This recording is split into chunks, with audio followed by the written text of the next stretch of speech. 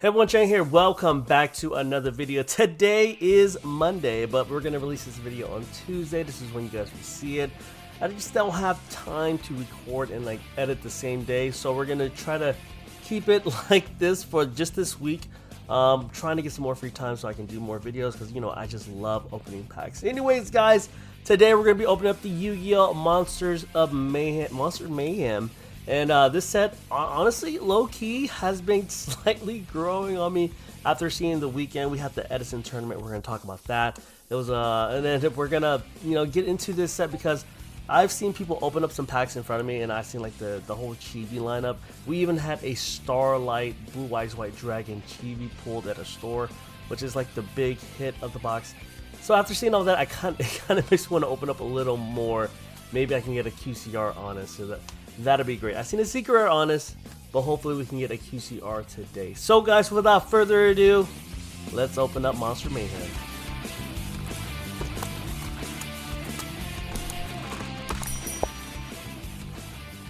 Alright guys, and we're back. So how was everybody's weekend? I feel like today is a day we try to catch up with everybody. I know it's Monday, but you know, you're not going to see this till Tuesday. It's kind of like a day delay. So usually when I see about these boxes, it's kind of like any other Battles of Legend boxes, like ultra rare. And then if you see another ultra rare, you're like getting a hit or something like a Chibi monster in between. But you know, these new stamp variants, they're pretty cool. I think they're just special something. I don't know. Some of them are worth the value. I don't know which ones because I haven't really been keeping up. But we've been playing a lot of Edison and Goat. Speaking of Edison, we just had our first Edison tournament. It was a success. See what I mean? Is going to be this, and then I feel like it's going to be like a stamp card or something, something like that. So here we go, the first stamp card, World Crown. Hopefully we get something cool, so I don't have anything. So here we go, 3, 2, 1. I don't even know if this is good or not. I'm assuming it is. Maybe it's an alt art that they're doing or something like that. That'd be pretty cool if they were. But yeah, so we had our first Edison tournament. It went pretty well. We only had 8 duelists show up, which is pretty good. That's all you really need to run a tournament, but it was pretty good people. I got some traction over the Instagram and all that. People were more interested for next time, which is cool. So next time we're going to be running a GOAT tournament. And, you know, Konami gave me some OTS packs to give out, but they wasn't the new ones. So maybe if I get the new ones and advertise those, we can probably attract a little bit more Yu-Gi-Oh players. But as of right now, we got a good crew going on. Everybody was friendly. The deck that won was Value Turbo. It seems like that seems to be the deck of choice. So this is a hit or something like that. Here we go. I think this is an alternate art or something like that. But yeah, Value Turbo has won this tournament. It was a pretty good deck list. There was about 2-3 people playing Value Turbo, which kind of like threw it off in a bit. One of the other duelists, he borrowed one of my decks because he didn't. His friend came in last minute, so they were short-handed a deck. So, ooh, Necros or Trishula. So they borrowed one of mine, and they did okay with it. You know what I'm saying? It's a different pilot. You know, I don't want to join my own tournament and win. You know what I mean? I'm kidding. I don't know if that will happen or not, but it was a good time. Everybody got along. Friendly games. I learned how to use the program on the website, so that was pretty cool. Ooh, Skull Server. So the Chibis. So there are alternate arts to be getting like that. That's pretty cool though. A Skull Servant Chibi, not too bad. That's pretty. That's actually not too bad. Okay. Anyways, yeah, it was a pretty good day. And next Sunday, which is another Yu-Gi-Oh tournament, we're gonna be doing GOAT format, which is gonna be pretty interesting as well. I think I might be taking part in that one, and maybe have one of my other guys run the tournament. We'll see. I don't know, because they both like to play, and it's just me and 2 other guys who run the shop. So we're all Yu-Gi-Oh players. We all get along, and you know, ooh, Lancia. This is not an alternate art, but it is shiny. But yeah, we all get along, and I think that's what makes the whole shop work. So I mean, we're gonna talk about videos on like how to run what's it like running a TCG store. I'll give you a little snip right now. It's time consuming. You know what I'm saying? You have to be one of the skills you have to be to run a TCG store is you got to be organized. And if you're not organized and have everything set off to the side or listed or labeled correctly concerning expenses and all that, then you might have a tough time opening up a TCG store. But as of right now, as long as you can show, ooh, absorb fusion, that's pretty cool. As long as you can show that you bought what you bought, you spent what you spent, you sold what you sold, I think you're in good standing. So there it is. That's pretty much it. Another thing is getting distributor. Getting a distributor is honestly not hard, but a lot of the distributors nowadays, you need a store because I mean, if you're streaming or whatnot, maybe in the earlier times, like during COVID, maybe like a year or two after COVID, you were able to get a distributor because of the whole online sales and all that. But as of right now, cool. As of right, is that a good card? Drag me out. As of right now, you need a store, and the one important thing, just because you have a store doesn't mean you're gonna get a distributor. You know what I'm saying? So another one of the best, like, brick and mortars will get a distributor, but there's certain stipulations you need to have. For one, you need to be good with the city, blah blah blah. You couldn't even open a store if you weren't good with the city anyways. But what I'm trying to say is that you need 4 walls, you need product inside the store, which is one of the hardest thing to have when you're opening up a TCG is product to start off with. You can't open the store with nothing in there. You're gonna have to fill up the shelves. So as long as you have something, people can come in and you can flip whatever you have. I think you're in good standings. Oh my god, is that a Starlight rare? Oh, I feel really good about this one. I don't know why. I saw like really shiny stuff, but over time it's like cardboard that's been shiny. You know what I mean? But here's our stamp. That looks like a pull card. It looks like what is that movie? Raya Disney movie. It looks Sisu. Is that her name? So here we go. I don't know. I feel really good about this. 3, 2, 1. Great keepers, recruiters. Okay, not too bad. But yeah, one of the things, important things you have to even start is product. And for me, I was stacking up product for a while. I had access to frankincense, so I could fill it up there. But yeah, one of the things you need there's like 3 things you need. You need a brick and mortar.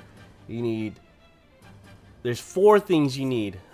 I mean, it's on the applications when you sign up, so it's not too hard to like, you know, it's no secret, you know what I'm saying? So you need a brick and mortar is 1. You need 4 walls, a play area 2. You need product in where you sell stuff 3, and you need the most important thing, you need a store sign. If you don't have a store sign, you're most likely not gonna have a distribution, because it's one of those things. I think, oh, this is a good one. It was one of those things where you just need to have triple tactics talent. Let's go. You just need to have because it just solidifies like, oh, these guys are serious. They have a store sign. And you spend money. You spend a lot of money on a store sign. Don't get me wrong. It's just a store sign. You know, the ones you see like, it just titles their store. That, ooh, another recruiter, cool. That, well, it doesn't make sense because I got a recruiter and recruiter, whatever. But that just solidifies like, hey, these guys are serious. They spent this much money on a store sign. Store sign, crazily enough, it ranges from, depending on what you want, just a simple store sign, 10 feet long, 2, 3 feet, 2.5 feet wide. You're looking at about, depending on how your lettering is and stuff, like you're looking at about $800 to $3,000 if you want it like lit up and stuff. So that's the cost of a store sign. So I mean, spending that much money just to show everybody who you are and where you guys are, you know, it's pretty crazy. But getting a distributor, once you have those things, you're gonna have product anyways to sell. You're gonna have a place to sell stuff because you need to register and all that. I mean, you're gonna have all that because you're a store to begin with, but the store sign is the most important thing, and once you have that, you can just pretty much apply anywhere. You know what I'm saying? But now it's a little harder now too. If you want to get distributor for anything, you need to. It's like, okay, you have these things, you can get them, right? You have access to a few. It's not the ones you want, but you have access to a few. It's not the big ones. The big ones are a little more trickier because, oh, here we go. We got a Neos Chibi. Oh, this is the one I wanted. Too bad it's not QCR, but still, so cute. I'm keeping this one. I am keeping that one for sure. Oh, wow. Okay.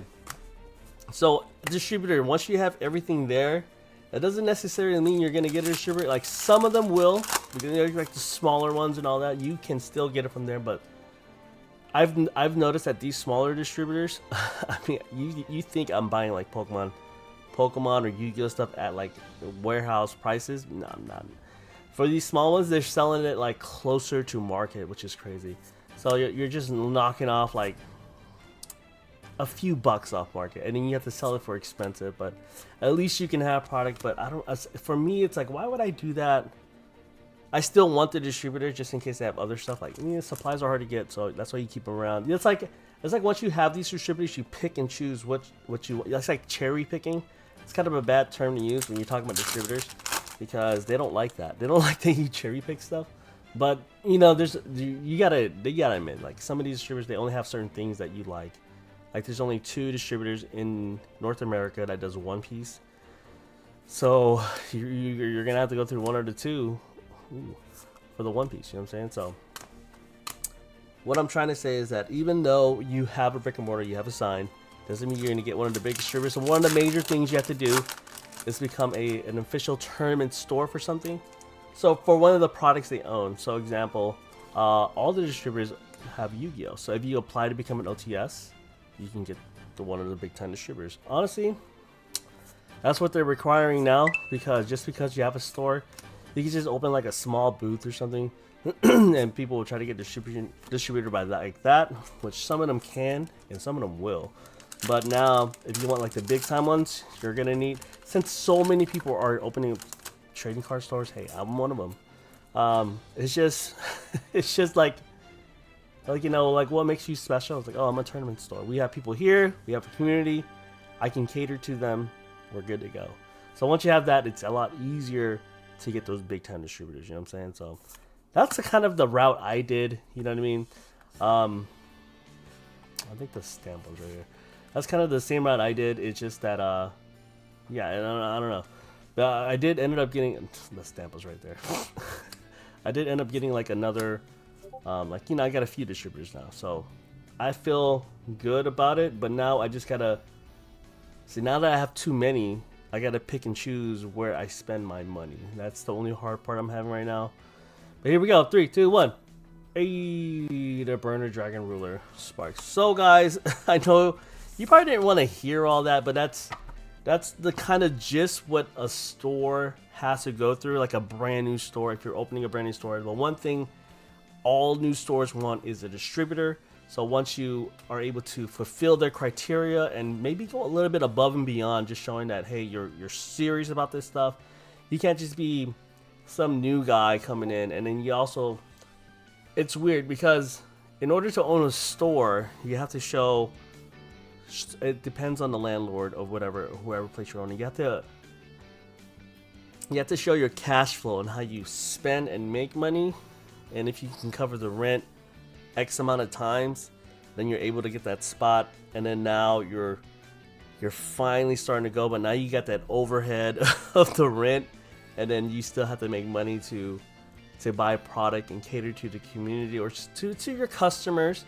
And then once you start growing there, then it's a lot of spending in the beginning, and that I won't lie to you. But it's just that I think it'll get better and better and better once you put the time in. And right now, I'm not even at a year there, and I can already see that it's going good. You know what I'm saying? So once I had everything established, it's okay now, but we won't really know for sure until Pokemon Black and White comes out, because I have my pre-orders in. And we're hoping to get good numbers. Final Fantasy was okay. Final Fantasy, we did okay on Final Fantasy.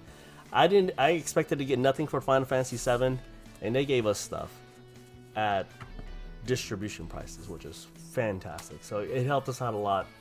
And now we're waiting for Pokemon to see how that goes. Anyways, guys, there's probably going to be like a part 2. Maybe I'll dabble some here and there on what it is like to actually start up and get distro and all that.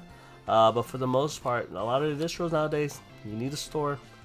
But like I said, there's other routes you can take if you are really popping off on social media, 100K followers, blah, blah, blah. Sales are crazy to whatnot. Then maybe a distributor will try to pick you up. But those are really rare instances. But the best way to do it to get a store the old-fashioned way, which I did. So I hope you guys enjoyed the video. We got the card I wanted. The next card I do want from here is Honest, but I don't know if I'm going to open it lit anymore. Maybe I'll do some One Piece next time. Other than that, guys, it's Monday. You're not seeing this till Tuesday. Other than that, see you guys later. Maybe Thursday. Bye.